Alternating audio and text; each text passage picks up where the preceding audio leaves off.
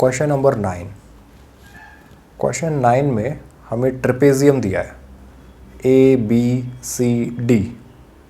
इसमें A B और C D parallel sides हैं। ए सी डायगोनल है, बी डी डायगोनल है। दोनों डायगोनल्स का point of intersection point O है। हमें प्रूव करना है A O by B O equal to C O by D O. अब आगे बढ़ने से पहले जो प्रूव करना है उस पर गौर किया। ए ओ बाय बी ओ कहाँ दिखाई दे रहा है आपको? ए ओ ये वाला साइड है, ए ओ बी ओ ये वाला साइड है, और सी ओ डी ओ कौन सा साइड है? सी ओ और डी ओ। तो अभी तक तो जितना दिखाई दिया कि साफ साफ यहाँ पर आपको कोई converse of BPT like ratio दिखाई नहीं दे रहा है, ठीक है। लेकिन अगर हमने थोड़ा सोचने की कोशिश की, थोड़ा सोचा, तो ए ओ बाय बी ओ दिया है, ठीक है, और सी ओ बाय डी ओ दिया है। तो अगर इसे क्रॉस मल्टीप्लाई किया, थोड़ा एडजस्ट करके इस रेशियो को ही लिखा जा सकता है ए ओ बाय सी ओ। देखिए क्रॉस मल्टीप्लाई कर रहे हैं सिर्फ, और कुछ भी नहीं कर रहे, equal to B O by D O. अब आप गौर कीजिए क्या बन रहा है, A O by C O equal to B O by D O. अब यहाँ से हमें दिखाई दे रहा है एक पैटर्न कि हम कन्वर्स ऑफ बीपीटी यूज जैसा करते हैं उसके अकॉर्डिंग ये रेशियो दिखाई दे रहा है। हाँ, बस यहाँ पैरेलल लाइंस की कमी है ट्रायंगल ए सी डी में और बी सी डी में। तो एक काम करते हैं, पहले कंस्ट्रक्ट कर लेते हैं हम एक पैरेलल लाइन।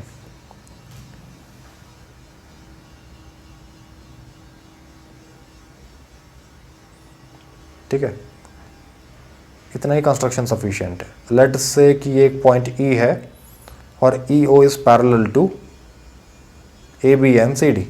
तो ये हमने कंस्ट्रक्शन किया। अच्छा, अभी तक जो बोला है अगर नहीं समझाए तो आगे जो कर रहे हैं उस पर ध्यान दीजिए, वो सब क्यों बोला गया समझ जाएगा। कंस्ट्रक्शन क्या किया?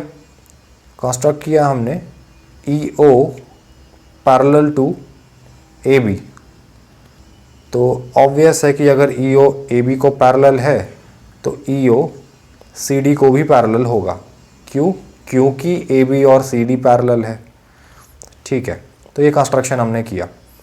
अब आप गौर कीजिए, ट्रायंगल ए डी सी में E O is parallel to C D. E O C D को पैरेलल है। ट्रायंगल के एक साइड को parallel line segment E O है, तो इसका मतलब ई ओ ट्रायंगल के बचे हुए दो साइड्स को इक्वल रेशियो में डिवाइड करेगा। तो यहाँ से हमें समझ आया कि A O by O C is equal to A E by E D. BPT लगाया हमने, बेसिक प्रोपोर्शनलिटी थ्योरम यूज करके ये बताया गया है कि अगर साइड्स पैरेलल दिए हैं, देखो कौन सा ट्रायंगल चूज किया हमने, ये वाला ट्रायंगल ए डी सी। इस ट्रायंगल की बात कर रहे हैं। इस ट्रायंगल में देखो ई ओ और डी सी पैरेलल है, तो इसका मतलब ई ओ ए डी और ए सी को इक्वल रेशियोज में डिवाइड करेगा। बीपीटी यही बोलता है, तो यही किया हमने। अब सिमिलरली आप एक ट्रायंगल देखिए, ध्यान से देखना कौन सा ट्रायंगल, ए डी बी, जो ब्लू कलर से मार्क किया है। इस ट्रायंगल में देखो आप, in triangle A D B, इसमें आपको दिखाई दे रहा है कि साइड ए बी को पैरेलल है ई ओ लाइन सेगमेंट। तो इसका मतलब ई ओ जो है वो ट्रायंगल के बचे हुए दो साइड्स को इक्वल रेशियो में डिवाइड कर रहा है। मतलब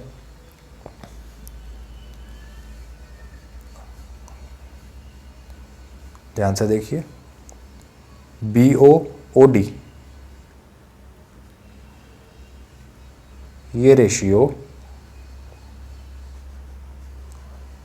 इक्वल है AE ED के, AE/ED।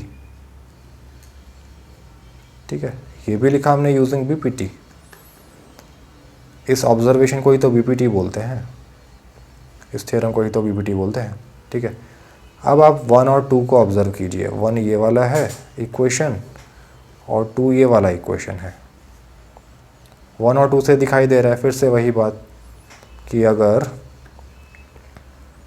A और C इक्वल है और B और C इक्वल है तो इसका मतलब होता है कि A और B इक्वल है। ठीक है, तो फिर 1 और 2 को ऑब्जर्व करके लिखा हमने, फ्रॉम 1 and 2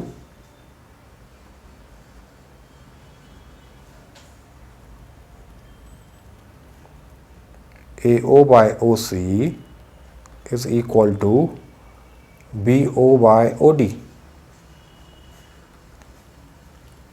तो यही हमें चाहिए था, रिक्वायर्ड रेशियो चाहिए हमें AO/BO। तो ठीक है, क्रॉस मल्टीप्लाई कर दीजिए।